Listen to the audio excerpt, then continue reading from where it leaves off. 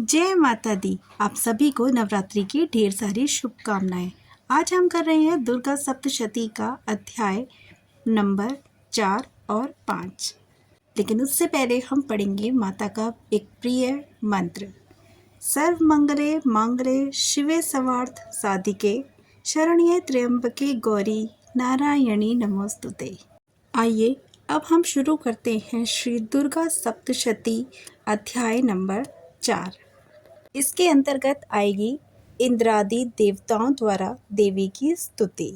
महर्षि मेघा बोले, देवी ने जब पराक्रमी दुरात्मा महिषासुर को मार गिराया और असुरों की सेना को मार दिया, तब इंद्रादि समस्त देवता अपने सिर और शरीर को झुकाकर भगवती की स्तुति करने लगे। जिस देवी ने अपनी शक्ति से यह जगत व्याप्त किया है और जो संपूर्ण देवताओं और महर्षियों की पूजनीय है, उस अंबिका को हम भक्तिपूर्वक नमस्कार करते हैं। वह हम सबका कल्याण करे। जिस अतुल प्रभाव और बल का वर्णन भगवान विष्णु, शंकर और ब्रह्मा जी भी नहीं कर सके, वही चंडिका देवी इस संपूर्ण जगत का पालन करे और अशुभ भय का नाश करे। पुण्यात्माओं के घरों में तुम स्वयं लक्ष्मी स्वरूप हो और पापियों के घरों में तुम अलक्ष्मी रूप हो, और सतकुल में उत्पन्न होने वालों के लिए तुम लज्जा रूप होकर उनके घरों में निवास करती हो। हम दुर्गा भगवती को नमस्कार करते हैं। हे देवी, इस विश्व का पालन करो। हे देवी, हम तुम्हारे अचिंत्य रूप का किस प्रकार वर्णन करें। असुरों का नाश करने वाली, भारी पराक्रम तथा समस्त देवताओं और दैत्यों के विषय में जो तुम्हारे पवित्र चरित्र हैं, हम किस प्रकार वर्णन करें उनका। हे देवी, त्रिगुणात्मिका होने पर भी तुम संपूर्ण जगत की उत्पत्ति का कारण हो। हे देवी, भगवान विष्णु, शंकर आदि किसी भी देवता ने तुम्हारा पार नहीं पाया। तुम सबकी आश्रय हो। यह संपूर्ण जगत तुम्हारा ही अंश रूप है, क्योंकि तुम सबकी आदिभूत प्रकृति हो। हे देवी, तुम्हारे जिस नाम के उच्चारण से संपूर्ण यज्ञों में सब देवता तृप्ति लाभ करते हैं, वह स्वाहा तुम ही हो। इसके अतिरिक्त तुम पितरों की तृप्ति का कारण हो, इसलिए सब आपको स्वधा कहते हैं। हे देवी, वह विद्या जो मोक्ष को देने वाली है, जो अचिंत्य महाज्ञान स्वरूपा है, तत्वों के सार को वश में करने वाले, संपूर्ण दोषों को दूर करने वाले, मोक्ष की इच्छा वाले मुनिजन जिसका अभ्यास करते हैं, वह तुम ही हो। तुम वाणी रूप हो और दोष रहित ऋग तथा यजुर्वेदों की एवं उद्गति और सुंदर पदों के पाठ वाले संवेद की आश्रय तुम हो। तुम भगवती हो। इस विश्व की उत्पत्ति एवं पालन के लिए तुम वर्ता के रूप में प्रकट हुई हो, और तुम संपूर्ण संसार की पीड़ा हरने वाली हो। हे देवी, जिससे सारे शस्त्रों को जाना जाता है, वह मेघा शक्ति तुम ही हो। तुम दुर्गम भवसागर से पार करने वाली नौका हो। लक्ष्मी रूप से विष्णु भगवान के हृदय में निवास करने वाली और भगवान महादेव द्वारा सम्मानित गौरी देवी तुम ही हो। मंद मुस्कान वाले, निर्मल पूर्ण चंद्र बिंब के समान और उत्तम सुवर्ण की मनोहर कांति से कामनीय तुम्हारे मुख को देखकर भी महिषासुर क्रोध में भर गया। यह बड़े आश्चर्य की बात है। और हे देवी, तुम्हारा यही मुख जब क्रोध से भर गया तो उदय काल के चंद्रमा की भांति लाल हो गया और तनी हुई भौं के कारण विकराल रूप हो गया। उसे देखकर भी महिषासुर के शीघ्र प्राण नहीं निकल गए। यह बड़े आश्चर्य की बात है। आपके कुपित मुख के दर्शन करके भला कौन जीवित रह सकता है। हे देवी, तुम हमारे कल्याण के लिए प्रसन्न हो। आपके प्रसन्न होने से इस जगत का अभ्युदय होता है, और जब आप क्रुद्ध हो जाती हैं तो कितने ही कुलों का सर्वनाश हो जाता है। यह हमने अभी अभी जाना है कि जब तुमने महिषासुर की बहुत बड़ी सेना को देखते देखते ही मार दिया। हे देवी, सदा अभ्युदय प्रताप देने वाली तुम जिस प्रसन्न हो जाती हो, उस वही देश में सम्मानित होते हैं। उनके यश की वृद्धि होती है। उनका धर्म कभी शिथिल नहीं होता, और उनके यहाँ पुत्र पुत्रियाँ और नौकर होते हैं। हे देवी, तुम्हारी कृपा से ही धर्मात्मा पुरुष प्रतिदिन श्रद्धापूर्वक यज्ञ करता है और धर्मानुकूल आचरण करता है और उसके प्रभाव से स्वर्ग लोक में जाता है, क्योंकि तुम तीनों लोकों में मनवांछित फल देने वाली हो। हे दुर्गे, तुम स्मरण करने और संपूर्ण जीवों का भय नष्ट कर देती हो और चित्त स्थिर वालों के द्वारा चिंतन करने पर उन्हें और अनंत मंगल देती हो। दारिद्र दुख नाशिनी देवी, तुम्हारे सिवा दूसरा कौन है? तुम्हारा चित्त सदा दूसरों के उपकार में लगा रहता है। हे देवी, तुम शत्रुओं को इसलिए मारती हो कि उनके मारने से दूसरों को सुख मिलता है। वह चाहे नरक में जाने के लिए चिरकाल तक पाप करते हो, किंतु तुम्हारे साथ युद्ध करके सीधे स्वर्ग को जाएं, इसलिए तुम उनका ही वध करती हो। हे देवी, क्या तुम दृष्टिपात मात्र से समस्त असुरों को भस्म नहीं कर सकती? अवश्य ही कर सकती हो, किंतु तुम्हारा शत्रुओं को शस्त्र के द्वारा मारना इसलिए है कि शस्त्रों के द्वारा मरकर वे स्वर्ग को जाएं। इस तरह से हे देवी, उन शत्रुओं के प्रति भी तुम्हारा विचार उत्तम है। हे देवी, तुम्हारे उग्र खड्ग की चमक से और त्रिशूल की नोक की कांति की किरणों से असुरों की आंखें फूट नहीं गई। उसका कारण यह था कि वो किरणों से शोभायमान तुम्हारे चंद्रमा के समान आनंद प्रदान करने वाले सुंदर मुख को देख रहे थे। हे देवी, तुम्हारा शील बुरे वृत्तांत को दूर करने वाला है और सबसे अधिक तुम्हारा रूप है, जो ना तो कभी चिंतन में आ सकता है और ना ही दूसरों से कभी तुलना ही हो सकती है। तुम्हारा बल व पराक्रम शत्रुओं का नाश करने वाला है। इस तरह तुमने शत्रुओं पर भी दया प्रकट की है। हे देवी, तुम्हारे बल की किसके साथ बराबरी की जा सकती है तथा शत्रुओं को भय देने वाला इतना सुंदर रूप और किसका है? हृदय में कृपा और युद्ध में निष्ठुरता, ये दोनों बातें तीन लोकों में केवल तुम ही में देखने को मिलती हैं। हे माता, युद्ध भूमि में शत्रुओं को मारकर तुमने यह उन्हें स्वर्ग लोक में पहुंचाया है। इसी तरह तीनों लोगों की तुमने रक्षा की है और उन उत्मत असुरों को जो हमें भय था उसे भी तुमने दूर कर दिया। तुमको हमारा नमस्कार है।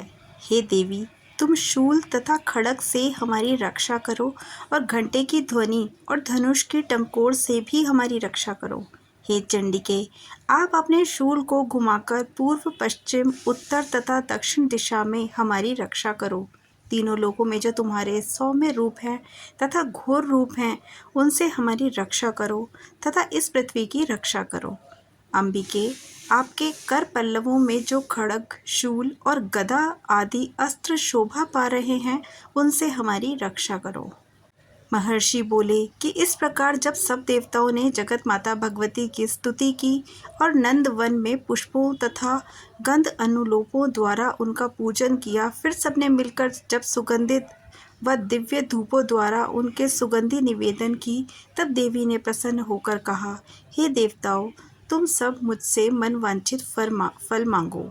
देवता बोले, हे भगवती, आपने हमारा सब कुछ कार्य कर दिया, अब हमारे लिए कुछ भी मांगना बाकी नहीं रहा, क्योंकि तुमने हमारे शत्रु महिषासुर को मार डाला है।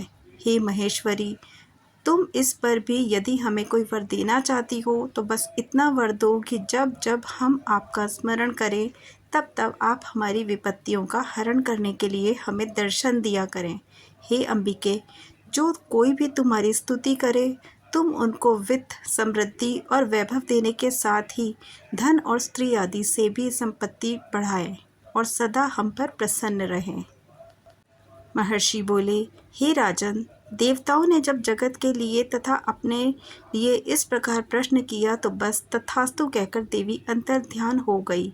हे धूप, जिस प्रकार तीनों लोगों का हित चाहने वाली वह भगवती देवताओं के शरीर से उत्पन्न हुई, वह सारा वृत्तांत हमने तुमसे कह दिया और इसके पश्चात दुष्ट असुरों शुंभ निशुंभ का वध करने वाली, सब लोगों की रक्षा करने वाली, जिस प्रकार गौरी देवी के शरीर से उत्पन्न हुई, वह सारा वृत्तांत मैं यथागत वर्णन करता हूँ।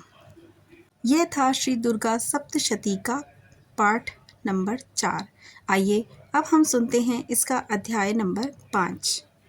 अध्याय पाठ में है देवताओं द्वारा देवी की स्तुति चंडमुंड के मुख से अंबिका के रूप में प्रशंसा सुनकर शुंभ का उनके पास दूत भेजना और दूत का निराश लौटना।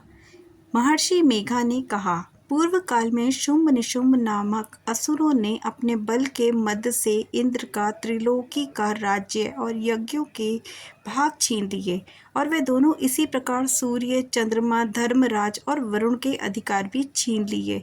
स्वयं ही उनका उपयोग करने लगे। वायु और अग्नि का कार्य भी वही करने लगे और इसके पश्चात उन्होंने जिन देवताओं का राज्य छीना था वह अपने अपने स्थान से उनको निकाल दिया। इस तरह से अधिकार छीने हुए दैत्यों और दैत्यों द्वारा निकाले हुए देवता अपराजित देवता देवी का स्मरण करने लगे कि देवी ने हमको वर दिया था कि मैं तुम्हारी संपूर्ण विपत्तियों को नष्ट करके रक्षा करूंगी। ऐसा विचार कर सब देवता हिमालय पर गए और भगवती विष्णु माया की स्तुति करने लगे। देवताओं ने कहा, देवी को नमस्कार है, शिव को नमस्कार है, प्रकृति और भद्रा को नमस्कार है। हम लोग रौद्र, नित्या और गौरी को नमस्कार करते हैं। ज्योत्स्नामयी, चंद्र रूपिणी और सुख रूपा देवी को निरंतर नमस्कार है। शरणागतों का कल्याण करने वाली बुद्धि और सिद्धि रूपा देवी को हम बार बार नमस्कार करते हैं और नैऋत्य राजाओं की लक्ष्मी तथा सर्वांगिणी को नमस्कार करते हैं। दुर्गा को, दुर्ग स्थलों को पार करने वाली दुर्गा पारा को, सारा को, सर्वकारिणी ख्याति कृष्ण और गौम्र देवी को नमस्कार करते हैं। अत्यंत सौम्य तथा अनंत रौद्र रूपा को हम नमस्कार करते हैं। उन्हें हमारा बारंबार प्रणाम है। जगत की आधारभूत कृति देवी को बार बार नमस्कार करते हैं। जिस देवी को प्राणी मात्र विष्णु माया कहते हैं उसको नमस्कार करते हैं। उसको नमस्कार है, उसको नमस्कार है। जो देवी संपूर्ण प्राणियों में चेतना कहलाती है उसको नमस्कार है। उसको नमस्कार है, उसको नमस्कार है। जो देवी संपूर्ण प्राणियों में बुद्धि रूप में स्थित है उसको नमस्कार है। उसको नमस्कार है। जो देवी सब प्राणियों में निद्रा रूप में विराजमान है उसको नमस्कार है। जो देवी संपूर्ण प्राणियों में शुद्धा रूप से विराजमान है उसको नमस्कार है। उसको नमस्कार है। जो देवी संपूर्ण प्राणियों में छाया रूप से स्थित है उसको नमस्कार है। जो देवी सब प्राणियों में शक्ति रूप में स्थित है उसको नमस्कार है। उसको नमस्कार है। उसको नमस्कार है। जो देवी संपूर्ण प्राणियों में तृष्णा रूप में स्थित है उसको नमस्कार है। जो देवी सब प्राणियों में शांति रूप से स्थित है उसको नमस्कार है। जो देवी सब प्राणियों में जाति रूप में स्थित है उसको नमस्कार है। जो देवी सब प्राणियों में लज्जा रूप में स्थित है उसको नमस्कार है। उसको नमस्कार है। जो देवी संपूर्ण प्राणियों में श्रद्धा रूप से स्थित है उसको नमस्कार है। जो देवी संपूर्ण प्राणियों में कांति रूप से स्थित है, जो देवी सब प्राणियों में लक्ष्मी रूप से स्थित है उसको नमस्कार है। जो देवी संपूर्ण प्राणियों में वृत्ति रूप से स्थित है उसको नमस्कार है। जो देवी सब प्राणियों में स्मृति रूप में विराजमान है उसको नमस्कार है। उसको नमस्कार है। जो देवी सब प्राणियों में दया रूप में स्थित है उसको नमस्कार है। जो देवी सब प्राणियों में दृष्टि रूप में स्थित है उसको नमस्कार है। उसको नमस्कार है। जो देवी संपूर्ण प्राणियों में मात्र रूप से स्थित है उनको नमस्कार है। जो देवी संपूर्ण प्राणियों में भ्रांति रूप में स्थित है उसको नमस्कार है। उसको नमस्कार है। जो देवी संपूर्ण प्राणियों में नित्य व्याप्त रहती है उसको नमस्कार है। जो देवी चैतन्य रूप से इस संपूर्ण संसार को व्याप्त कर स्थित है उसको नमस्कार है। उसको नमस्कार है। पूर्व काल में देवताओं ने अपने अभीष्ट फल पाने के लिए जिसकी स्तुति की है और देवराज इंद्र ने बहुत दिनों तक जिसका सेवन किया है वह कल्याण की साधना भूता ईश्वरी हमारा कल्याण और मंगल करे तथा सारी विपत्तियों को नष्ट कर डाले। असुरों के सताए हुए हम संपूर्ण देवता उस परमेश्वरी को इस समय नमस्कार करते हैं तथा जो भक्ति पूर्वक स्मरण किए जाने पर तुरंत ही सब विपत्तियों को नष्ट कर देती है वह जगदम्बा इस समय भी हमारा मंगल करके हमारी समस्त विपत्तियों को दूर करे। महर्षि मेघा ने कहा, हे राजन, इस प्रकार जब देवता स्तुति कर रहे थे उसी समय पार्वती देवी गंगा में स्नान करने के लिए आई। तब उनके शरीर से प्रकट होकर शिवा देवी बोली, शुंभ दैत्य के द्वारा स्वर्ग से निकले निशुंभ से हारे हुए देवता मेरी स्तुति कर रहे हैं। पार्वती के शरीर से अंबिका निकली थी, इसलिए उसको संपूर्ण लोक में कौशिकी कहते हैं। कौशिकी के प्रकट होने के पश्चात पार्वती देवी के शरीर का रंग काला हो गया और वह हिमालय पर रहने के लिए कालिका देवी के नाम से प्रसिद्ध हुई। फिर शुंभ और निशुंभ के दूत चंडमुंड वहां आए और उन्होंने परम मनोहर रूप वाली अंबिका देवी को देखा। फिर वह शुंभ के पास जाकर बोले, महाराज, वह अत्यंत सुंदर स्त्री हिमालय को प्रकाशित कर रही है। वैसे रंग रूप आज तक हमने किसी भी स्त्री में नहीं देखा है। असुरेश्वर, आप यह पता लगाएं कि वह कौन है और उसको ग्रहण कर लें। वह स्त्रियों में रत्न है। वह अपनी कांति से 10 दिशाओं को प्रभावित करती हुई वहाँ स्थित है, इसलिए उसको आपको देखना उचित है। हे प्रभु, 3 लोगों के हाथी, घोड़े और मणि इत्यादि जितने रत्न हैं, वह सब इस समय आपके घर में शोभायमान हैं। हाथियों में रत्न ऐरावत हाथी और उच्चैश्रवा नामक घोड़ा तो आप इंद्र से ले आए हैं। हंसों द्वारा जुता हुआ विमान जो कि ब्रह्मा जी के पास था अभी तक आपके पास है, और महापद्य नामक खजाना आपने कुबेर से छीना है। समुद्र ने आपको सदा खिले हुए फूलों की किलकिंजली नामक माला दी है। वरुण का कंचन की वर्षा करने वाला इत्र भी आप ही के पास है। रथों में श्रेष्ठ प्रजापति का रथ भी आप ही के पास है। हे दैत्येंद्र, मृत्यु से उत्कृष्टिका नामक शक्ति भी आपने छीन ली है, और वरुण का पाश भी आपके माता निशुंभ के अधिकार में है, और जो अग्नि में न जल सके ऐसे 2 वस्त्र भी अग्निदेव ने आपको दिए हैं। हे दैत्यराज, इस प्रकार सारी रत्न रूपी वस्तुएं आप संग्रह कर चुके हैं, फिर आप ये कल्याणकारी स्त्री में रत्न रूप अनुपम स्त्री क्यों नहीं ग्रहण करते? महर्षि मेघ बोले, चंडमुंड का यह वचन सुनकर शुंभ ने विचारा कि सुग्रीव को अपना दूत बनाकर देवी के पास भेजा जाए। प्रथम उसको सब कुछ समझा दिया और कहा कि वहां जाकर तुम अच्छी तरह से समझाना कि ये उपाय करना जिससे वह प्रसन्न होकर तुरंत मेरे पास चली आए। भली प्रकार समझाकर कहना। दूत सुग्रीव पर्वत के उस रमणीय भाग में पहुंचा जहां देवी रहती थी। दूत ने कहा, हे देवी, दैत्यों के राजा शुंभ जो इस समय 3 लोगों के स्वामी है, मैं उसका दूत हूँ और तुम्हारे पास आया हूँ। संपूर्ण देवता उसकी आज्ञा एक स्वर से मानते हैं। अब जो कुछ उसने कहला भेजा है वह सुनो। उसने कहा है, इस समय संपूर्ण त्रिलोकी मेरे वश में है और संपूर्ण यज्ञों के भाग को पृथक पृथक मैं ही लेता हूँ, और 3 लोकों में जितने श्रेष्ठ रत्न हैं वह सब भी मेरे पास है। देवराज इंद्र का वाहन ऐरावत मेरे पास है जो मैंने छीन लिया है। उच्चैश्रवा नामक घोड़ा भी जो क्षीर सागर मंथन से प्रकट हुआ था उसे देवताओं ने मुझे समर्पित किया है।